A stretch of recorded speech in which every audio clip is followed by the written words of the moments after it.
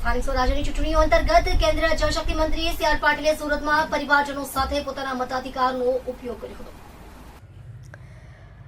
મંત્રીએ તેમના ધર્મપત્ની, માતા અને પુત્ર સાથે સુરત મહાનગરના વોર્ડ નંબર 20માં આવેલી શિશુ વિહાર પ્રાથમિક શાળાના બૂથ નંબર 73 ઉપર પહોંચીને મતદાન કરી લોકશાહીના પર્વમાં ઉત્સાહપૂર્વક ભાગ લીધો હતો। મતદાન બાદ મંત્રીએ જણાવ્યું હતું કે મતદાન એ રાષ્ટ્ર સેવાનું મહત્વનું પગથિયું છે। મતદાનની તક એવી અમૂલ્ય તક છે જે રાજ્ય અને દેશના નવનિર્માણ માટે યોગદાન આપવા પ્રેરે છે। પ્રથમવાર મતાધિકારનો ઉપયોગ કરનાર 18 વર્ષના નવયુવાન મતદારોને અભિનંદન આપ્યા હતા। તેમણે તમામ ચૂંટણીઓમાં મતાધિકારનો અચૂક ઉપયોગ કરવા જણાવી મતદાન માટે જાગૃત સુરતના મતદારોને બિરદાવ્યા હતા।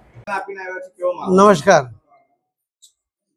મતદાનના અધિકારનો ઉપયોગ કરવો એ બધાની ફરજ પણ છે। આપણે એને અધિકાર માનીએ છીએ, પરંતુ મતદાન કરવું આપણું કર્તવ્ય છે એ ભાવના હજુ આપણા મનમાં એટલી પ્રજ્વલિત થઈ નથી। હું મારા ફેમિલી સાથે, મારી મધર લગભગ 89 વર્ષની એમની ઉંમર છે, એ પોતે પણ મતદાનમાં અમારી સાથે જોડાયા અને ત્યાંનું પણ મેં માહોલ જોયો કે સૌ યુવાનો મતદાન પણ કરતા હતા, મતદાન કરવામાં બધાને મદદ પણ કરતા હતા। બહેનો પણ અને સિનિયર સિટીઝનો પણ લાઈનમાં ઊભા રહીને પણ મતદાન કરતા હતા। એ જ બતાવે છે કે આપણી લોકશાહી મજબૂત છે। આપણા દેશને, આપણા રાજ્યને, આપણા શહેરને મજબૂત કરવા માટે આપણા અધિકારનો ઉપયોગ કરીને અધિકાર પ્રાપ્ત કરવા માટે, કેમ કે આપણે મતદાનનો અધિકાર કરીશું તો જ આપણને બાકીના અધિકાર પ્રાપ્ત થાય છે। આપણી સગવડો માટે આપણે જે આપણો અધિકાર માનીએ છીએ એ પણ પ્રાપ્ત થાય છે અને એટલા જ માટે મતદાનના અધિકારનો ઉપયોગ કરીને આપણા અધિકારો પ્રાપ્ત કરવા માટે મતદાન કરવું અત્યંત આવશ્યક છે। અને હું જોઈ રહ્યો છું કે સુરત શહેરની જે પરંપરા મુજબ શેરી મોહલ્લામાંથી, સોસાયટીઓમાંથી લોકો ઢોલ નગારા સાથે સામૂહિક મતદાન કરવા માટે નીકળી રહ્યા છે। સુરતની તો પરંપરા છે કે મતદાન કરીને આવો અને ખમણ સાથે ચા માણો। એ પ્રકારની જે પરંપરા રહી છે એક ખૂબ સુદૃઢ મજબૂત પરંપરા છે, જેના કારણે લોકોમાં એક સૂત્રતા પણ જળવાય છે, એક સંગઠન પણ એમાંથી જળવાતું હોય છે।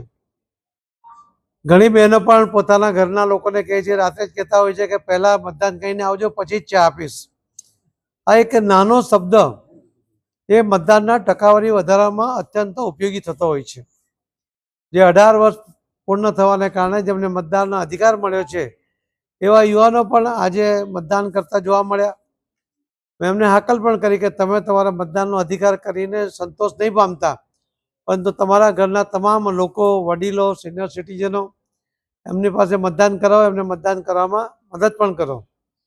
અને આ યુવાનો એ રીતે પ્રેરિત થઈને કામ પણ કરી રહ્યા છે। બહેનો પણ મતદાન પણ કરે છે અને કરાવી પણ રહી છે। સિનિયર સિટીઝનો પોતાના વર્ષોથી આ અધિકારનો ઉપયોગ કરતા હતા, પરંતુ શારીરિક નબળાઈ હશે છતાં પણ એ મતદાનનો અધિકારનો ઉપયોગ કરી રહ્યા છે। એમાંથી બાકીના લોકોને પણ પ્રેરણા મળે છે। એટલા જ માટે હું સિનિયર સિટીઝનોને પણ વિનંતી કરીશ કે થોડી ગરમીનો પારો ઉપર જાય એના પહેલાં સૌ મતદાન કરી લે।